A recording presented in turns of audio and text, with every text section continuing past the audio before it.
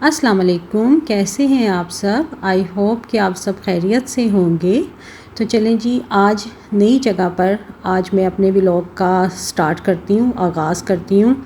तो ये आज का नहीं, ये कल का है, फ्राइडे का। तो फ्राइडे को जैसा कि मैं ब्रेकफ़ास्ट बना रही हूँ, सुबह का टाइम है मॉर्निंग का, और मैं यहाँ पे ब्रेकफ़ास्ट रेडी कर रही हूँ। तो यहाँ पर मैं बना रही हूँ फ्रेंच टोस्ट, तो जो कि अमूमन ही मेरे घर में शुरू से ही फ्राइडे को अक्सर बनते हैं। तो यहाँ पर फिर मैं अब जैसे कि मैंने 2 एग्स लिए हैं और उसमें मैंने 2 ही चम्मच टीस्पून बल्कि चीनी के डाले हैं। चीनी मैं हल्की ही डालती हूँ, ज़्यादा तेज़ मीठा अच्छा नहीं लगता।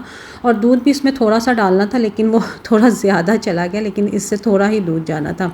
बस थोड़ा सा इसमें दूध जाएगा और फिर इसको अच्छी तरह से मिक्स करके तो फिर बस इसको फ्राई करेंगे। और साथ में यहाँ बन रही है मज़े की चाय। और यहाँ पर अब मैंने पैन पे घी लगा लें, ऑयल लगा लें, जो आपकी मर्ज़ी है, बस हल्का सा इसको लगाना है और साथ में इसको फ्राई करने हैं। तो ये बड़े ही मज़े के और ये फ्रेंच टोस्ट जो से हैं ये रेडी हो जाते हैं। और कभी कभी अच्छे लगते हैं, रोज़ तो हम भी नहीं खाते हैं, वीक में एक बार, क्योंकि हस्बैंड को भी बहुत पसंद होते हैं और मुझे भी अच्छे लगते हैं। बच्चे तो खैर मेरे नहीं खाते, वो नहीं पसंद करते, हालांकि हेल्दी हैं, बच्चों के लिए बहुत अच्छे हैं। लेकिन बच्चे कहाँ आजकल के हेल्दी चीज़ें खाते हैं, उनको बस उस तरह की फ़िजूल चीज़ें अच्छी लगती हैं जिनका कोई फ़ायदा ही कोई नहीं होता। और साथ में बन रही है मज़े मज़े की चाय। और फिर बस यहाँ पे ब्रेकफ़ास्ट रेडी हो गया था, तो मैंने अपने लिए अब यहाँ पे रखा है।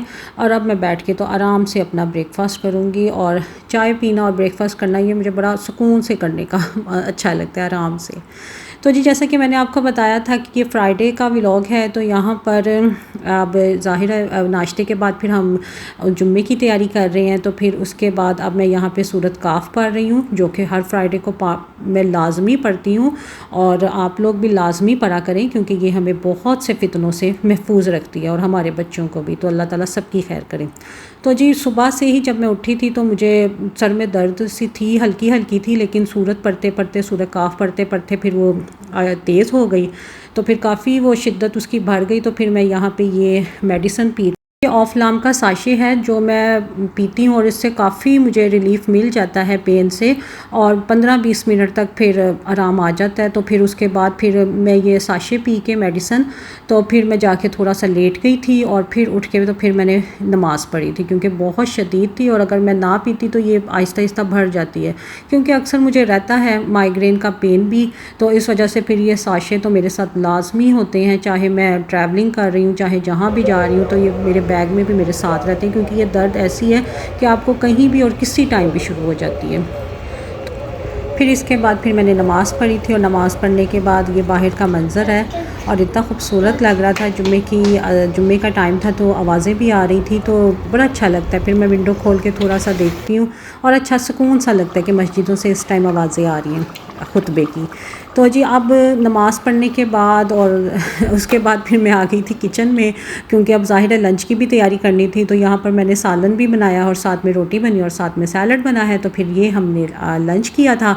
और उसके बाद फिर लंच करने के बाद, चाय वगैरह पीने के बाद, काफ़ी टाइम के बाद फिर शाम को फिर हम निकले थे बच्चों को लेके बाहर, क्योंकि बाहर मेरे घर के बाहर जैसे मैंने दिखाया था आपको कि पार्क है बिल्कुल सामने ही। तो फिर बच्चों को बहुत होता है जी, ज़ाहिर है फिर बच्चों को तो देख के रहा नहीं जाता कि अब घर के पास है तो हमने जाना ही जाना है। तो फिर बच्चे चले जाते हैं, तो फिर मैं भी आ गई थी। मैंने कहा चलें मैं भी चलती हूँ, क्योंकि मोहम्मद मुस्तफ़ा को भी फिर साथ लेके गए थे। तो फिर बच्चे फिर अपना एंजॉय कर रहे थे, लेकिन हम पार्क के अंदर नहीं गए थे, क्योंकि आज तो नहीं, खैर अब फ्राइडे था। तो फ्राइडे को यहाँ पर फिर जेंट्स लोग भी होते हैं, तो वो फिर अंदर उनके मैचेस चल रहे थे। यहाँ पे ये जो पार्क हमारे घर के बिल्कुल सामने, यहाँ पे इंडिया पाकिस्तान के जो उनसे थे उनका मैच चल रहा था। और यहाँ पर जी, तो उससे नेक्स्ट पार्क में यहाँ पे सऊदीज़ का फ़ुटबॉल का मैच चल रहा था। तो बस हम फिर बाहर से देखते हुए जा रहे थे, साथ वॉक कर रहे थे। तपिश तो थी, हीट थी, लेकिन ये था कि हवा चल रही थी, तो इस वजह से उसकी ना उसमें शिद्दत नहीं थी, थोड़ा सा कम ही फील हो रहा था, लेकिन गर्मी थी। क्योंकि जद्दा का मौसम भी अब मक्का जैसे ही है ना, तो ज़ाहिर है मक्का भी काफ़ी गर्म है, तो इस लिहाज से जद्दा भी काफ़ी गर्म रहता है। और लेकिन दमाम का मौसम तो बहुत अच्छा है, दमाम बहुत याद आता है ना, तो क्योंकि वहाँ का मौसम बड़ा अच्छा रहता है। वहाँ के 3 महीने काफ़ी होते हैं, जब ये आती है जुलाई, अगस्त और सितंबर 3 महीने वहाँ पे भी गर्मी रहती है, लेकिन बाकी सारा साल आपको वहाँ सर्दी भी मिलती है और बाकी मौसम बहुत प्लेजेंट रहता है।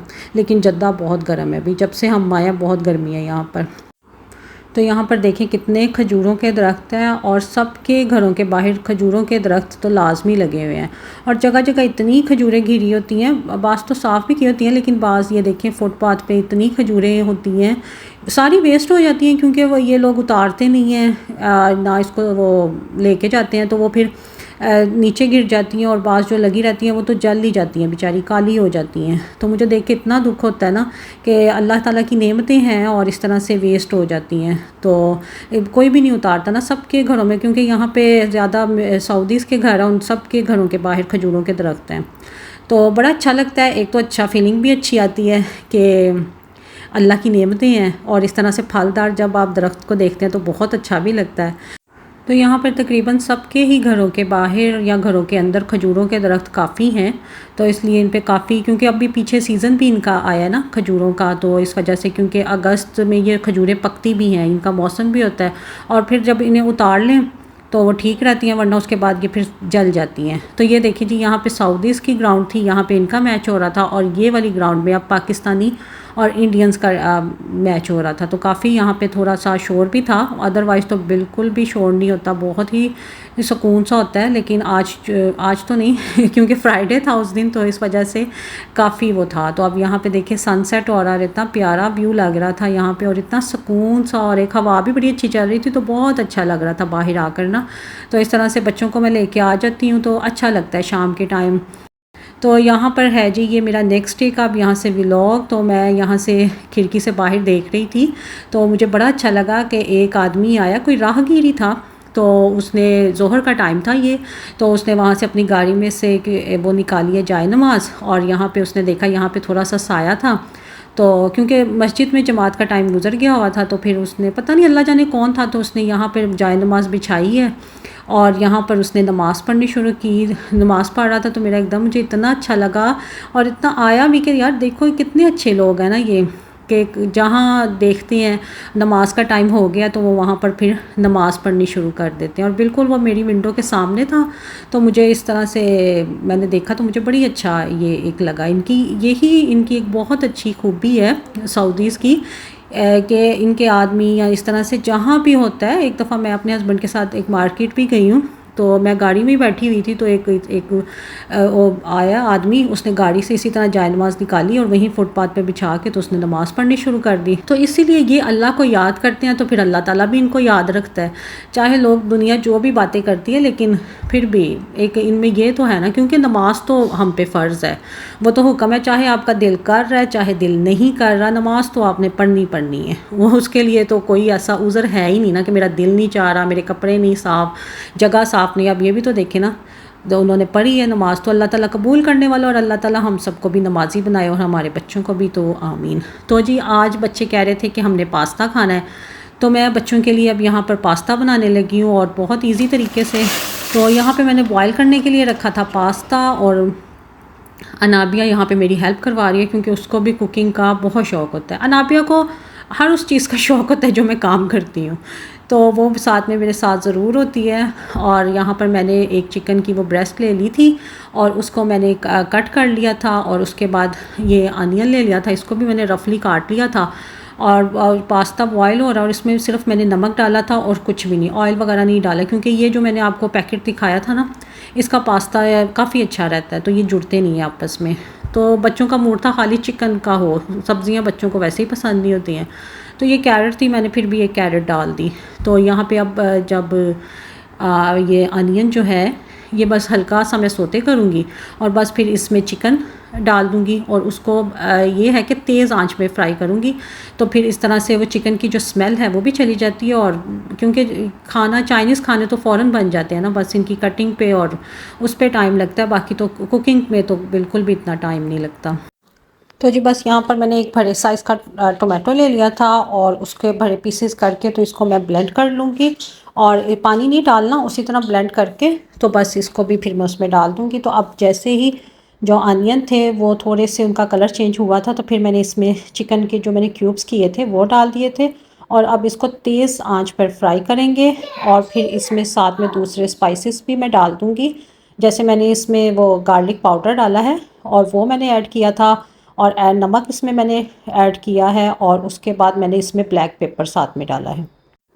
बाकी चिली पाउडर और इस तरह से तो नहीं डालूँगी क्योंकि वो बच्चों के लिए बना रही हूँ, तो बच्चे तो वो स्पाइसी बिल्कुल भी नहीं खाते हैं, तो बस इसमें मैंने ब्लैक पेपर ही ऐड किया था और इसके अलावा कुछ ना चिली सॉस डाली थी ना ही वो चिली पाउडर डाला था। तो बस इसको भी फिर अच्छी तरह से फ्राई कर लेंगे और फिर इसके बाद जो मैंने टोमेटो की वो प्यूरी बनाई थी तो वो भी मैं इसको फ्राई कर लूँगी, और इसका जो पानी है वो बिल्कुल ड्राई कर लेना है कि वो मसाले मसाले की तरह रहे, तो वो फिर इसमें एक पास्ता में आता है तो बड़ा मज़े का लगता है। फिर साथ ही मैंने जो कैरेट थी वो मैंने जूलियन कट्स में उसको कट किया था तो वो डाली हैं, और साथ में ये सोया सॉस मैंने ऐड किया है, बहुत मामूली सा, सिर्फ 2 टेबलस्पून, और ये वूस्टर सॉस थी, लेकिन ये मैंने चेक की तो ये स्पाइसी आ गई थी तो इस वजह से फिर मैंने ये ऐड नहीं की।